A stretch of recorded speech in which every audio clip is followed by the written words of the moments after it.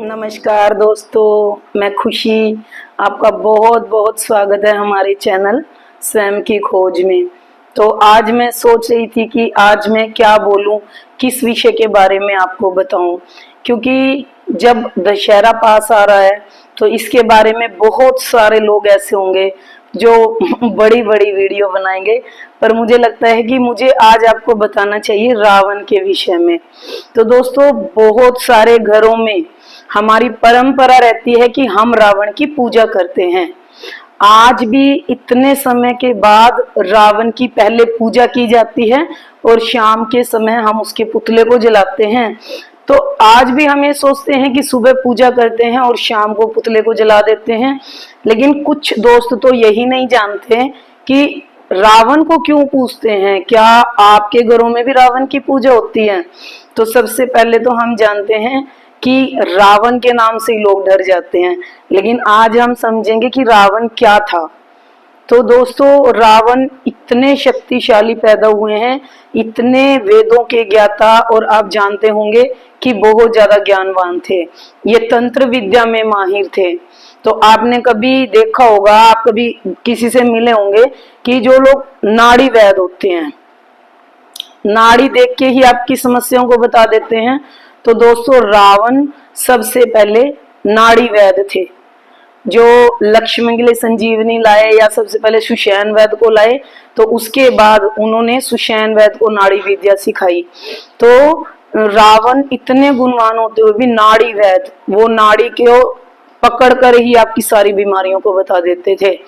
तो ऐसा नहीं था कि रावण के अंदर ऐसे गुण नहीं थे जिसके कारण उनको पूजा ना जाए। तो दोस्तों, आज भी हम अपने घरों में देखते हैं कि हम अपने घर को धो के साफ करके एक छोटी सी जगह में उनके 10 सिरों को बनाते हैं, और ये सब हम करते हैं गोबर से। गोबर के अंदर भी आप सभी जानते हैं कि लक्ष्मी का वास है। जब हम गोबर के उपले बना के उनके 10 सिरों की पूजा करते हैं, उस पूजा में हम मूलियां रखते हैं, गन्ने रखते हैं, और एक गणेश जी का भी आह्वान करते हैं, और देसी घी का दिया भी लगाते हैं।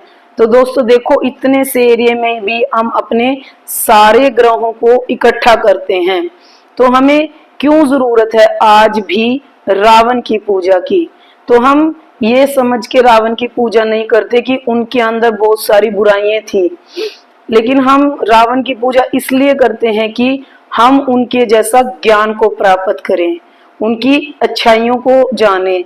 हम कहते हैं है ना कि किसी के अंदर भी स्किल है, काबिलियत है, तो हमें उनसे जेलस ना होके ना, हमें कोशिश करनी चाहिए कि उनके गुणों को धारण करें। और जब ऐसे मित्र लायक होते हैं या उनका तीसरा चक्र जागृत हो, वो मित्र अचानक से ही दूसरे की विद्या को ग्रहण करने में सक्षम होते हैं।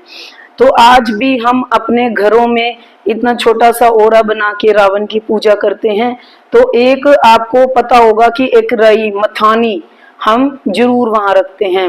मथानी रखने का भी महत्व यही है कि हम अपने मन को मथें, क्योंकि जितनी भी बुराइयां हैं ये हमें पैदा होते के साथ ही मिलती हैं। जब एक शरीर का निर्माण होता है तो उसी समय हमारी आत्मा में ये बुराइयां भी छिपी होती हैं।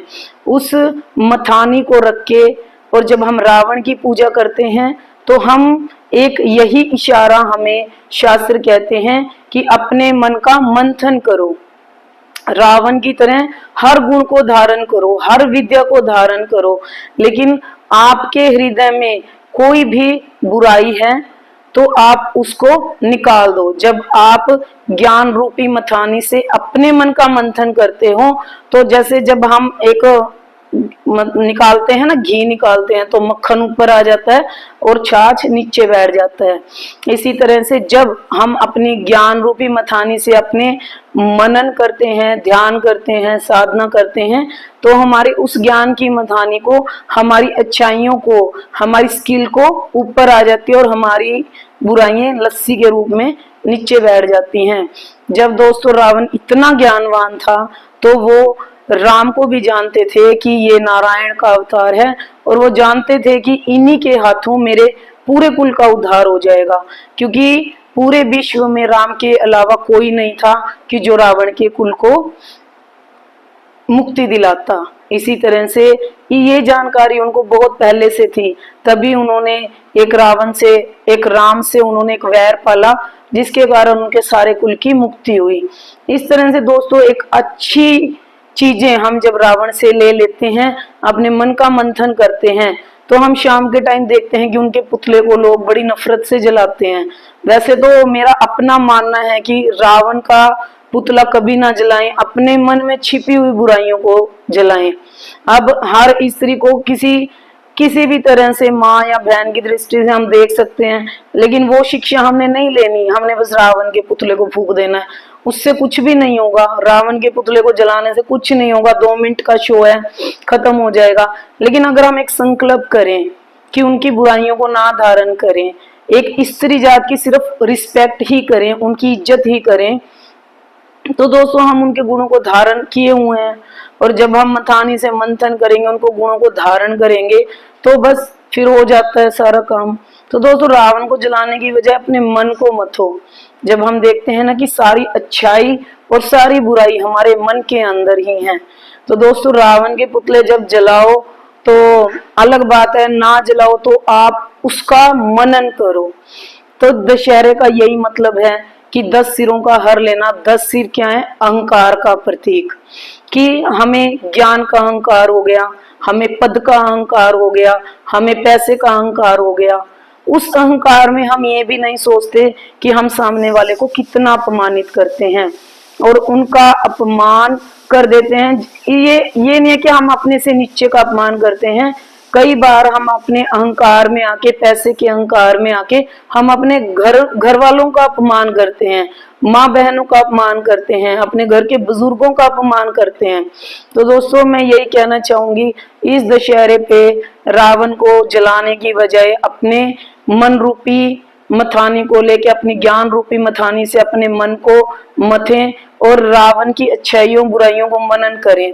तो कोशिश करें कि इन बुराइयों से हम अच्छाइयों की तरफ चलें। तो हम कहते हैं जब आप ये धारण कर लेंगे तो माँ भगवती की शक्ति आपके साथ रहेगी। कोशिश करें कि किसी भी स्त्री का अपमान ना करें। तो दोस्तों मुझे लगा आप दशहरे पर आज ये बोलना बहुत अच्छा होगा, और जो साधक सुने, जो मित्र सुने, एक बार अपने मन में जरूर मनन करें, जरूर अपने मन को एक ज्ञान की मथानी से मथें और सोचें क्या ये बातें हम रावण के बारे में कभी सोच सकते थे। क्योंकि हमें तो जिस तरह से बताया जाता है हम वैसे ही फॉलो करते हैं, लेकिन आप एक बार जरूर इस तरह से सोचें। अच्छाइयों को ग्रहण करने के लिए आपके अंतर चक्र बहुत ज्यादा होते हैं। मैंने पिछली वीडियो में भी शायद आपको चक्रों के बारे में बताया है, देवी के अलग अलग हमारे शरीर में चक्र होते हैं, उन पर क्या प्रभाव होते हैं। तो दोस्तों इस दशहरे पे कोशिश करें कि अपनी एक एक बुराई को छोड़ें, अपने अंदर बैठे रावण को जलाएं। पुतले तो भैया सभी जलाते हैं, आज हम अपनी कोशिश करेंगे कि एक एक बुराई को खत्म करें। मुझे सुनने के लिए आपका बहुत बहुत धन्यवाद।